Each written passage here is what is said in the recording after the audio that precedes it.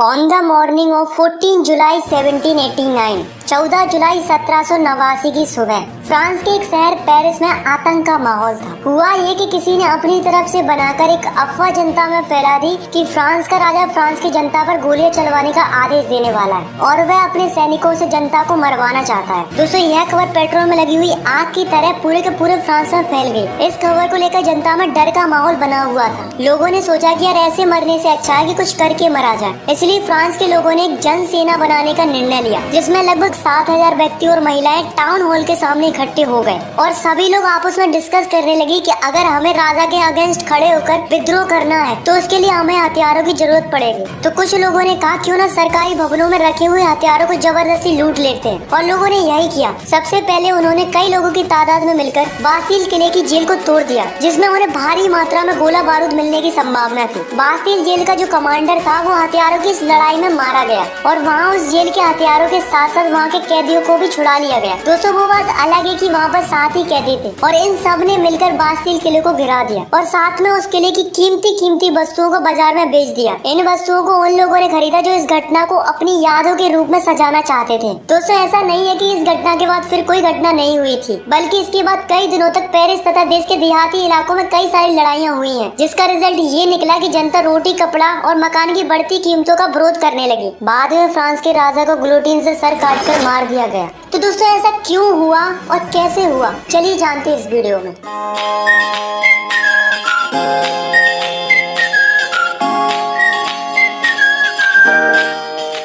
तो दोस्तों, इसे जानने के लिए हमें जाना पड़ेगा 18वीं सदी में। तो दोस्तों, चलते हैं France society during the late 18th century. तो दोस्तों, ये बात है 1774 की, जब बूर्बो राजवंश का लुईस 16 नामक राजा राजगद्दी पर बैठा। जब उसकी उम्र मात्र 20 वर्ष की थी, उसका विवाह ऑस्ट्रेलिया की राजकुमारी मैरी एंटोनिएट से करवा दिया गया। बहुत दिनों से युद्धों के कारण उसके महल का खजाना खाली पड़ा हुआ था और बर्सेल के महल की शान शौकत बनाए रखने के लिए राजा को पैसे की जरूरत तो थी, और लुईस 16 के शासन काल में ब्रिटेन से अमेरिका की 13 कॉलोनीज को छुड़ाने के लिए मदद की थी, जिसके कारण फ्रांस के ऊपर 1 बिलियन लिब्रे से भी अधिक कर्ज हो चुका था और 2 बिलियन लिब्रो का कर्ज पहले से था। अब जो कर्जदार थे वो राजा से 10% इंटरेस्ट के साथ मांग करने लगे। इधर राजा के सामने कर्ज की चिंता, ऊपर से सेना का खर्च, राज दरबार का खर्च, सरकारी कार्यालयों का खर्च, विद्यालयों को चलाने का खर्च, इन सब की चिंताएं फ्रांस के राजा को सताने लगी। तो जो फ्रांस का राजा था लुईस 16, उसने क्या किया कि जो फ्रांस के लोगों के ऊपर टैक्स बढ़ा दिया। तो दोस्तों, 18th सेंचुरी में फ्रांस 3 स्टेट्स में बटा हुआ था। पहला स्टेट था क्लर्जी, मतलब वो लोग जो चर्च में काम करते थे। दूसरा स्टेट था नोबिलिटी, मतलब जिसमें राजा और राजा का परिवार आता था। और थर्ड था जिसमें बचे हुए सारे लोग आते थे, जैसे कि जो बड़े बड़े बिजनेसमैन थे, मर्चेंट्स थे, लॉयर थे, किसान थे, मजदूर थे। इस तरीके के लोग थर्ड स्टेट में आते थे। फ्रांस की पूरी जनसंख्या में से 90% किसान थे। तो इसका मतलब ये मत समझना कि इनके पास सबसे ज्यादा जमीन थी, बल्कि ये तो नाम के ही किसान थे। 60% जमीन तो फर्स्ट और सेकंड स्टेट के लोगों के पास थी, और जो थर्ड स्टेट था उसमें कुछ ही लोगों के पास जमीन होती थी जो कि काफी ज्यादा अमीर होते थे। अब दोस्तों, जो पहले और दूसरे स्टेट के लोग थे वो चैन से जी रहे थे, क्योंकि उन्हें कोई भी टैक्स पे नहीं करना पड़ता था।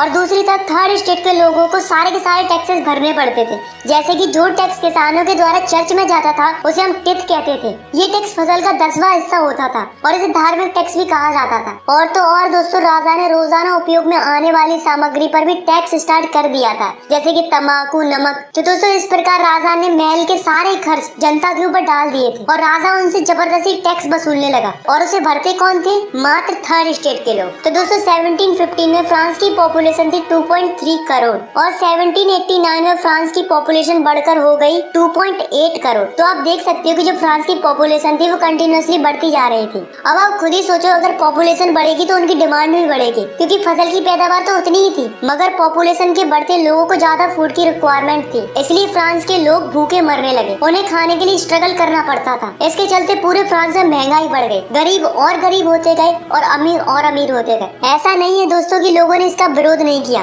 बल्कि विरोध किया था, बल्कि काफी बड़ा रिवोल्ट किया था, पर वो उतना इफेक्टिव साबित नहीं हुआ, क्योंकि लोगों के पास तब न पैसा था और न ही लोगों के पास एजुकेशन थी। ऐसे में उनकी बात सुनने वाला कोई नहीं था। अब जैसे जैसे समय निकलता जा रहा था, लोगों की इनकम बढ़ती जा रही थी, लोग एजुकेट होते जा रहे थे, उन्हें नए नए आइडियाज आने लगे लगे तब लोगों को रियलाइज होने लगा कि हमारे साथ तो ये गलत हो रहा है। अब जो एजुकेटेड लोग थे उनका मानना ये था कि लोगों को अधिकार उनके जन्म से नहीं बल्कि उनकी समाज में क्या योग्यता है इस आधार पर मिलने चाहिए। ऐसे ही जॉन लॉकी और जॉन जाक रूसो नाम के दो फिलोसोफर थे। इनका भी यही मानना ये था कि एक ऐसी सोसाइटी होनी चाहिए जहाँ पर सबको फ्रीडम हो और सारे के सारे कानून सबके लिए बराबर होने चाहिए और गवर्नमेंट ऐसी होनी चाहिए जो जनता की बात सुने। इसके ऊपर जॉन लॉकी ने अपनी किताब टू ट्रीटाइज ऑफ गवर्नमेंट में भी मोनार्ची गवर्नमेंट का जम के विरोध किया था। अब दोस्तों टैक्स तो पहले से ही बढ़ा हुआ था, ऊपर से महंगाई भी इतनी बढ़ गई थी कि लोगों को खाना भी नसीब नहीं हो रहा था। फिर क्या था दोस्तों, जनता राजा पर भड़क गई और यहीं से शुरू हुआ एक रिवॉल्यूशन। तो दोस्तों जैसा कि आप सभी को पता चल ही गया होगा कि लुई 16 का खजाना खाली हो चुका था। कर्जदारों की मांग बढ़ गई थी और उसको चुकाने के लिए राजा ने जनता पर टैक्स बढ़ा दिए थे। पर क्या आपको पता है कि प्राचीन राजतंत्र के अनुसार कोई भी फ्रांस का राजा अपनी मर्जी से टैक्स नहीं बढ़ा सकता था। इसके लिए उसे स्टेट जनरल की मीटिंग बुलाकर नए टैक्सों के प्रपोजल्स पर मंजूरी लेनी पड़ती थी। तो दोस्तों अब आप सोच रहे होंगे कि स्टेट जनरल क्या होती थी। तो दोस्तों स्टेट जनरल एक ऐसी पॉलिटिकल बॉडी थी जिसमें तीनों स्टेट अपने अपने स्टेट से रिप्रेजेंटेटिव भेजते थे, लेकिन केवल राजा ही तय करता था कि ये मीटिंग कब बुलाई जानी चाहिए। तो दोस्तों इसकी लास्ट मीटिंग 1614 में बुलाई गई थी, लेकिन फिर उसके बाद लुई 16 ने 5 मई 1789 को नए टैक्स बढ़ाने के लिए मीटिंग बुलाई, जिसमें फर्स्ट और सेकंड स्टेट ने 300 रिप्रेजेंटेटिव भेजे और जो थर्ड स्टेट था उसने 600 रिप्रेजेंटेटिव भेजे। और दोस्तों इस सभा में किसानों तथा कारीगरों को अंदर जाने की परमिशन नहीं थी। तो दोस्तों इन्होंने क्या किया कि 4000 पत्रों में अपनी शिकायतें और मांगे लिखकर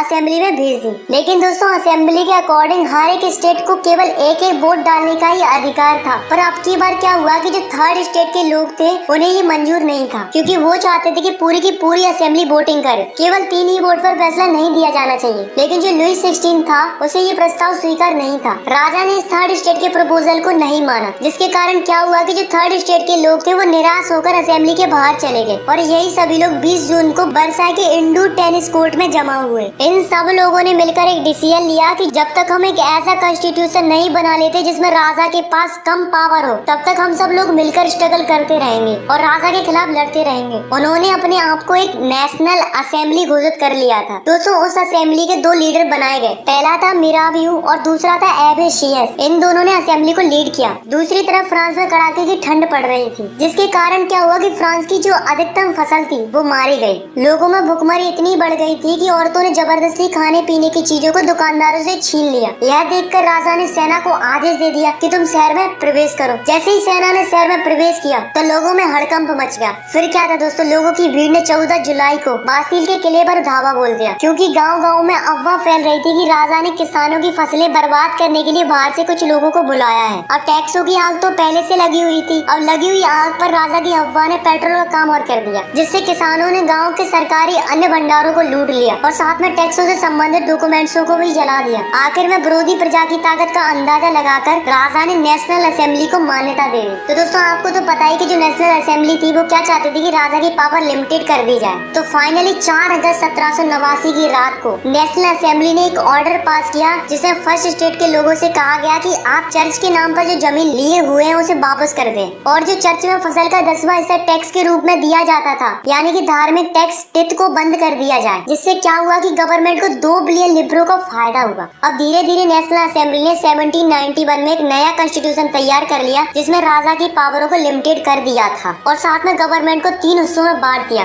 first legislative, second executive, third judiciary. पहली वो होती है जो कानून बनाती है, दूसरी वो होती है जो ये देखती है कि जो ये रूल्स बने हैं वो फॉलो हो रहे हैं या नहीं हो रहे हैं, और तीसरी वो होती है अगर कोई रूल्स फॉलो ना करे तो उसे सजा देने का काम कौन करती है, जुडिशरी करती है। अब दोस्तों देखते हैं कि 1791 में जो नया कॉन्स्टिट्यूशन बना था वो कैसा था। तो जो फ्रांस की टोटल पॉपुलेशन थी वो थी 28 मिलियन। उसमें से 4 मिलियन लोग ही ऐसे थे जो वोट डाल सकते थे और जिन्हें फ्रांस के लोग एक्टिव सिटीजन्स कहते थे। इसके अंदर वो लोग आते थे जो कि मेल हो और उनकी उम्र 25 साल से ज्यादा हो और जो गवर्नमेंट का टैक्स भी भरते हो। और 3 मिलियन लोग ऐसे थे जिन्हें फ्रांस में पैसिव सिटीजन्स कहते थे, जो कि वोट नहीं डाल सकते थे, जैसे कि बच्चे, औरतें, और वो लोग आते थे जिनकी उम्र 25 साल से कम हो। अब जो एक्टिव सिटीजन थे वो वोट डालकर एक जज चुनते थे और साथ में 50,000 इलेक्टर्स चुनते थे। अब जो 50,000 इलेक्टर्स थे उन्हीं में से 745 मेंबर नेशनल असेंबली के लिए बनते थे और जो 745 मेंबर थे वही राजा पर कंट्रोल रखते थे। अब राजा के पास केवल एक ही पावर थी, वो थी वीटो पावर, जिसका मतलब होता है कि राजा की मर्जी के बगैर कुछ नहीं होगा। और जो नेशनल असेंबली थी वही मंत्रियों को कंट्रोल भी करती थी। तो ये जो कॉन्स्टिट्यूशन बना था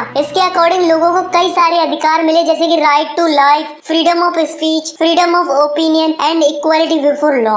अब दोस्तों राजा ने हाँ तो कर दिया था कि वो कॉन्स्टिट्यूशन को मान रहा है, लेकिन वास्तव में वो नहीं चाहता था कि उसकी पावर कम हो। उसने अपने आसपास के देशों के साथ मिलकर सीक्रेट प्लान्स किए, लेकिन राजा और आसपास के देश कुछ कर पाते इससे पहले ही नेशनल असेंबली ने प्रूसिया और ऑस्ट्रेलिया के अगेंस्ट 1789 में वॉर डिक्लेयर कर दिया, जिससे फ्रांस के हजारों यंग मैन सेना के अंदर भर्ती होने लगे। सभी देशभक्ति के गीत गाने लगे। तो दोस्तों उस वॉर में काफी ज्यादा लोग मारे गए थे, उसके साथ साथ काफी ज्यादा मनी का भी लॉस हुआ था। तो दोस्तों 1791 में जो कॉन्स्टिट्यूशन बनाया गया था इसमें धनवानों को ज्यादा इम्पोर्टेंट माना गया था और जो गरीब थे, किसान थे, उनको कम महत्व दिया गया था। तो लोगों ने क्या किया, अपनी आवाज सुनाने के लिए पॉलिटिकल क्लब्स बनाए। तो ये क्या होते हैं, तो ये वो होते हैं जिसमें अलग अलग विचारों के लोग अपनी अलग अलग बातों को बताते हैं ताकि उनकी बातों पर गवर्नमेंट ध्यान दे और उनकी बातें भी सुनी जाए। ऐसे ही एक क्लब था जिसका नाम था जोकोविन क्लब, जिसका लीडर था मैक्सिमिलियन रॉबेस्पियर। अब जो इस क्लब के लोग थे उनकी कुछ अलग ही प्रकार की ड्रेस थी। इस क्लब वाले लोगों को सुगुलत भी कहा जाता था। दोस्तों जब ब्रेड का प्राइस बढ़ने लगा तो महंगाई को देखकर इस क्लब वाले लोगों ने जैकोबिन क्लब में एक प्लान बनाया और एक ऐसी योजना बनाई कि राजा को महल में ही घुसकर राजा को बंदी बना लिया जाए। तो दोस्तों इन क्लब वालों ने क्या किया कि 10 अगस्त को टुलेरियस के महल में धावा बोल दिया, जिसमें राजा के कई सारे सैनिक मारे गए। बाद में राजा और राजा के परिवार के सदस्यों को जेल में डाल दिया गया, मतलब उन्हें बंदी बना लिया था।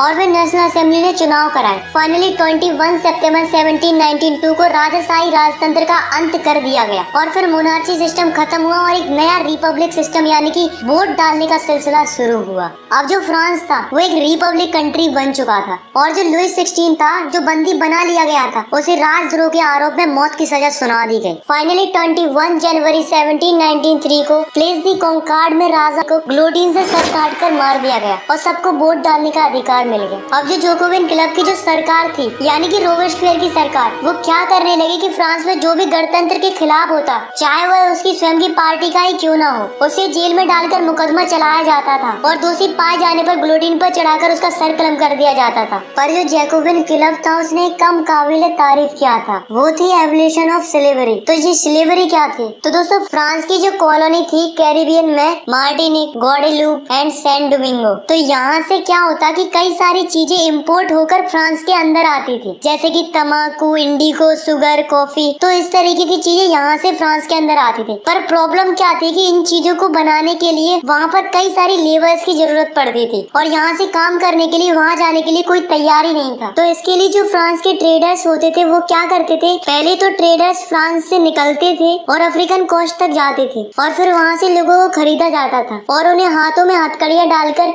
अटलांटिक महासागर से होकर करेबियाई देशों तक ले जाया जाता था। वहाँ पर उनसे जबरदस्ती काम कराया जाता था। फिर वहाँ से इंडिगो, तंबाकू, शुगर, कॉफी ये सब वापस फ्रांस में लाया जाता था। अब दोस्तों नेशनल असेंबली में ये बात तय हुई थी कि दास प्रथा को खत्म कर दिया जाए, पर यह नहीं हुआ। ऊपर से रोबेस्पियर सरकार ने चर्चों को बंद करवा दिया और उनकी जगह सरकारी दफ्तर और बैराक बनवा दिए गए। अब जो जोकोविन क्लब का जो लीडर था रोबेस्पियर, वो अपनी मनमर्जी करने लगा और लगातार देशों से मजदूरों को खरीदता और बेचने लगा और लगातार लोगों को खरीदा और बेचा जाने लगा। तो दोस्तों इसके साथ भी वही हुआ जो सबके साथ होता आया है। तो 1794 में उसे दोषी घोषित कर दिया गया और उसे गिरफ्तार करके गिलोटिन पर चढ़ाकर उसका सर कलम कर दिया। और दोस्तों यहाँ से जैकोबिन क्लब का एंड हो गया। दोस्तों बास्टिल किले के इंसिडेंट के बाद 1789 की गर्मियों में एक महत्वपूर्ण कानून लागू हुआ था कि कोई भी बुक या न्यूज़पेपर या स्टेज परफॉर्मेंस, नाटक, सत्संग, जुलूस बिना राजा के अधिकारियों की परमिशन के बगैर नहीं किए जा सकते थे। पहले उनसे मंजूरी लेनी पड़ती थी, अब वो सेंसरशिप हटा दी गई थी। अब फ्रांस में सब लोग स्वतंत्र थे, वो कुछ भी छाप सकते थे, dance program, song, stage program, जुलूस कर सकते थे। अब उन्हें किसी की भी परमिशन लेने की कोई जरूरत नहीं थी। अब जो अमीर लोग थे उन्होंने गवर्नमेंट की पावर को अपने हाथ में ले ली।